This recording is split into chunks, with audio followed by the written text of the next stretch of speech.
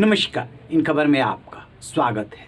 पश्चिम बंगाल में विपक्ष के नेता शुवेंदु अधिकारी गृह मंत्री अमित शाह से मिले हैं, जिसको लेकर के बहुत ज़बरदस्त सियासी गलियारों में चर्चा है कि उन्होंने 100 लोगों की लिस्ट सौंपी है शाह को और बता दिया है कि ये जो है टीएमसी के लिए फंड एकत्रित करने का काम करते थे पार्थ चटर्जी के साथ। सबसे पहले ये वीडियो देखिए कि कैसे दोनों नेताओं की मुलाकात हो रही है।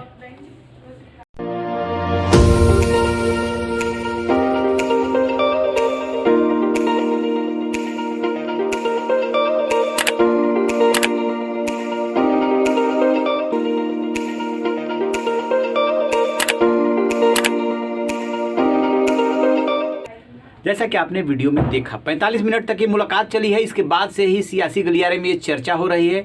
आपको बता दें कि राजनीति में जो कुछ भी होता है कुछ अटकलों पे होता है, कुछ हकीकत में होता है, लेकिन इसमें इसलिए हकीकत लग रही है क्योंकि शुवेंदु अधिकारी बाहर निकले हैं तो पत्रकारों से बातचीत भी किए हैं और उसमें उन्होंने ये सारी बातें मानी हैं कि कौन पार्थ चटर्जी के साथ पार्टी फंड जुटाने का काम करता था, कौन वो 100 लोग हैं, उनको भी नहीं छोड़ा जाना चाहिए, ये बात तो मान रहे हैं।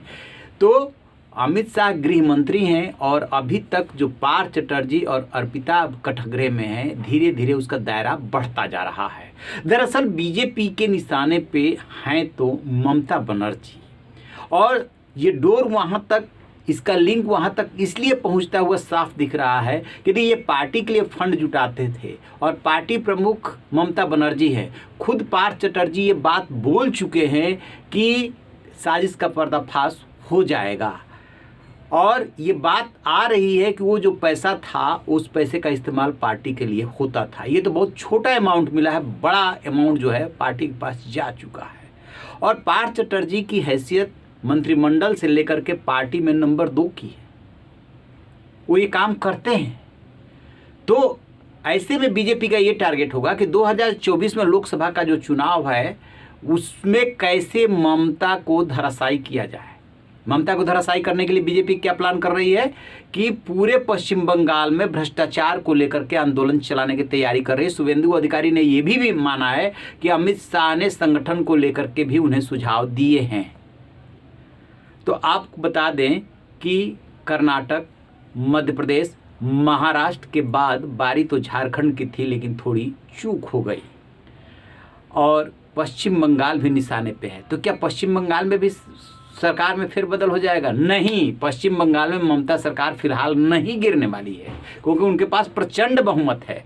लेकिन लोकसभा चुनाव 2024 आने से पहले उनको इतना कमजोर कर देना, ये साबित कर देना है जो रणनीति बनी है कि ये एक भ्रष्ट जो है मुख्यमंत्री हैं, ऊपर से दिखावा करती हैं, हवाई चप्पल पहनती हैं, सूती साड़ी पहनती हैं, लेकिन अंदर खाने ये है इनकी हकीकत।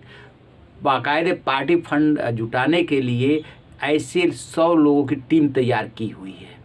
तो इन्हें ये लग रहा है कि चाहे महाराष्ट्र हो, चाहे पश्चिम बंगाल और चाहे झारखंड, जितना टारगेट कर सकते हैं जिससे कि इनकी इमेज को डेंट हो, उस इमेज को डेंट करना है। ममता बनर्जी के जो संघर्षशील इमेज है, ईमानदार की इमेज है, उसको डेंट करना है। और राजनीति में ये सब होता है। कई ऐसे मुद्दे होते हैं जो सिरे से एग्जिस्ट नहीं करते हैं, फिर भी वो मुद्दे बन जाते हैं। यहाँ पे तो 50 करोड़ से अधिक की बरामदगी, उसके बाद सोना की बरामदगी, प्रॉपर्टी के कागजात की बरामदगी, बहुत सारी चीज़ें हैं। तो अब ये देखते हैं कि जिन 100 लोगों की लिस्ट सौंपी गई है उनकी बारी कब आती है। ये एक बात तो तय मानी है। जैसे जैसे इसका दायरा बढ़ेगा वैसे वैसे बड़े बड़े लोग इसके दायरे में आते जाएंगे और फंसते जाएंगे, उनकी हकीकत सामने आ जाएगी। क्योंकि इसमें छात्र भी सामने है जो लंबे समय से आंदोलन चला रहे हैं।